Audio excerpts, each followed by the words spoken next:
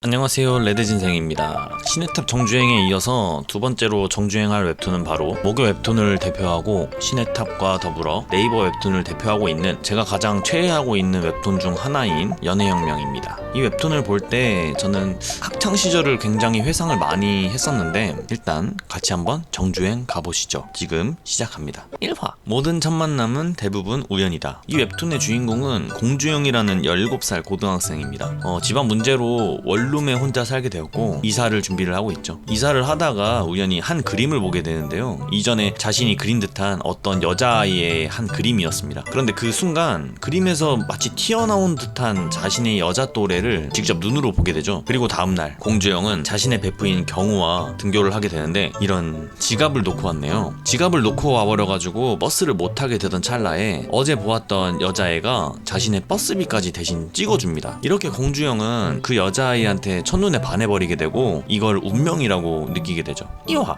간혹가다 호의를 호감으로 착각할 때가 있다. 학교로 와보니까 버스에서 본 여자애가 경우랑 같은 반이었어요. 그래서 주영이는 굉장히 질투를 많이 합니다. 그녀가 자신에게 버스비를 내준 것을 자신에 대한 호감이라고 착각을 하고 있는 주영인데요, 그것은 너 혼자만의 착각이라고 경우가 말을 해주죠. 하지만 이미 주영이는 그녀와 자신은 운명이라고 생각을 하고 있습니다. 왜냐면 그녀의 이름은 왕자림인데 자신의 이름은 공주가 들어가고 그녀의 이름은 왕자가 들어가기 때문에 이건 운명이다, 이렇게 벌써부터 김칫국을 한 사발 들이키고 있습니다. 주영이는 자림이와의 자연스러운 접촉을 원하는데 경우는 버스비를 돌려주는 방법으로 자연스럽게 접촉을 하라고 조언을 해주죠. 그렇게 경우와 주영이는 집으로 돌아가는데 집 근처에서 자림이를 또다시 만나게 돼요.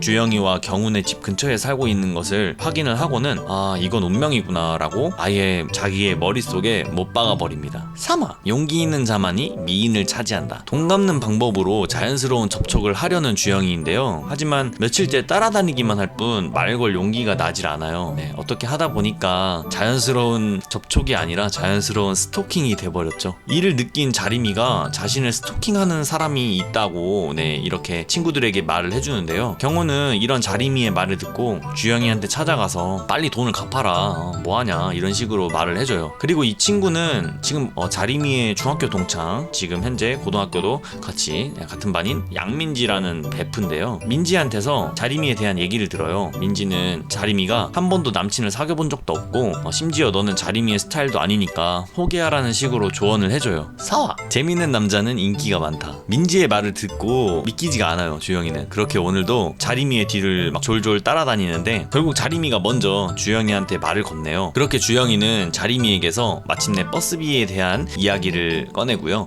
돈도 갚을 수 있게 되죠. 그렇게 그 뒤로는 자림이와 주영이가 같이 등교를 할 수 있게 되었습니다.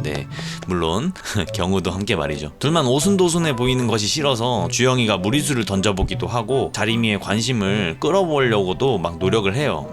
근데 결과는 그렇게 좋지 않았습니다. 하지만 주영이는 끝까지 포기를 하지 않았죠. 자림이의 번호를 물어보고 자림이가 흔쾌히 번호까지 알려준다고 하려던 찰나에 주영이는 핸드폰을 일부러 떨어뜨려요. 그리고 준비했던 첫 번째 이벤트를 진행을 합니다. 화이트데이 날이었는데 사탕 물량 공세를 해요. 추파춥스죠. 하지만 역효과였습니다.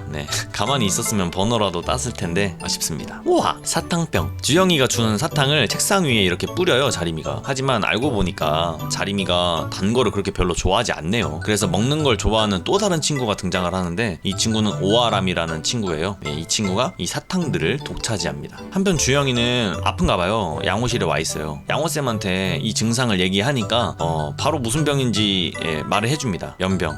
쫓겨나요. 다시 교실로 돌아온 주영이고요, 자림이의 번호를 따기 위해서 다시 한번 힘차게 힘을 내고 나아가는데 복도에서 자림이랑 민지가 같이 있는 거를 보게 돼요. 그래서 민지는 데리고 나가요. 민지는 자림이에 대한 얘기를 또 해주죠. 자림이는 남자 사귈 맘이 전혀 없다, 이 얘기를 또 해주게 되고, 이 얘기를 듣자마자 주영이는 또다시 좌절감에 빠져버립니다. 6화, 포기는 배추새는 다니. 포기하라는 경우와 아직 포기하기는 이르다 라는 주영이의 의견이 대립합니다. 자림이에게 계속해서 관심을 표를 하는데 하는데요. 자리미의 반응은 그냥 차가울 뿐이었죠. 번호를 요구해요. 그러나 자리미는 경우에게 받으라고 말합니다. 그러다가 연애혁명을 본격적으로 알리게 되는 명장면이 하나가 나오는데 이 그림인데, 근데 자리미의 반응은 여기서 굉장히 시큰둥해하는데 네티즌들 사이에서는 이 장면이 굉장히 핫한 장면으로 떠오릅니다. 어쨌든 계속해서 애정공세를 하면서 번호 요구를 하는 주영이인데요. 자림의 반응은 여전히 냉담하죠. 씁쓸해하는 주영이입니다. 실화! 결과는 노력을 배신한다. 그래도 주영이는 끝까지 포기를 하지 않아요.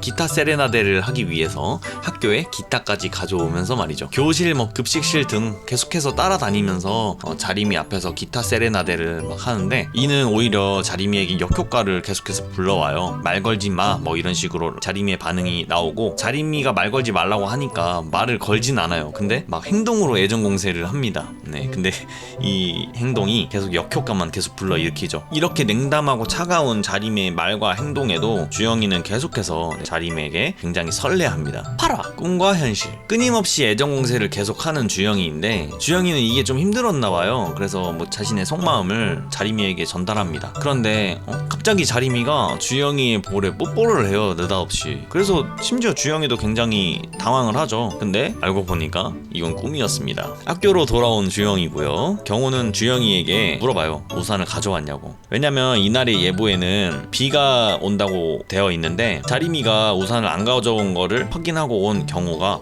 오늘 하교할 때 자림이랑 같이 우산을 쓰라고 이렇게 조언을 해줍니다. 자연스러운 조언이었죠. 그렇게 하교길에 자림이에게 이제 우산을 씌워주려고 이제 주영이가 다가가요. 마치 이 장면은 그 늑대의 유혹에 강동원이 그 이청아 배우님께 이렇게 하는 그 장면을 약간 오마주한 것 같은데, 어쨌든 이렇게 자림에게 우산을 같이 쓰자 이렇게 말을 하니까 차라리 비를 막겠다고 자림이가 말을 하면서 주영이 곁을 떠나고 도망가요. 그리고 그 뒤를 주영이는 쫓아가죠. 근데 주영이도 기분이 상했나봐요. 우산을 막 던져주고는 너 혼자 쓰고 가라고 막 이렇게까지 말을 합니다. 그랬더니 자림이는 그 우산을 다시 주영이한테 던지면서 네가 쓰라고, 왜 내가 네 우산을 쓰냐 막 이런 식으로 막 둘이 다퉈요. 결국 우산 갖고 이렇게 서로 다투다가 둘 다 안 젖을 수 있었는데 둘 다 젖어버려요, 온몸이. 그런데 자림이가 집키를 잃어버렸나봐요. 집키가 없네요. 아까 주영이한테 벗어나려고 막 뛰어갈 때 집키를 땅에다가 흘려버렸나 봅니다. 9화 꿈과 현실 2. 집키가 없어서 집으로 못 들어가는 자림이에게 주영이가 자신의 집에 그러면 잠깐 있다가 가라고 해요. 근데 감기 걸릴 수도 있으니까.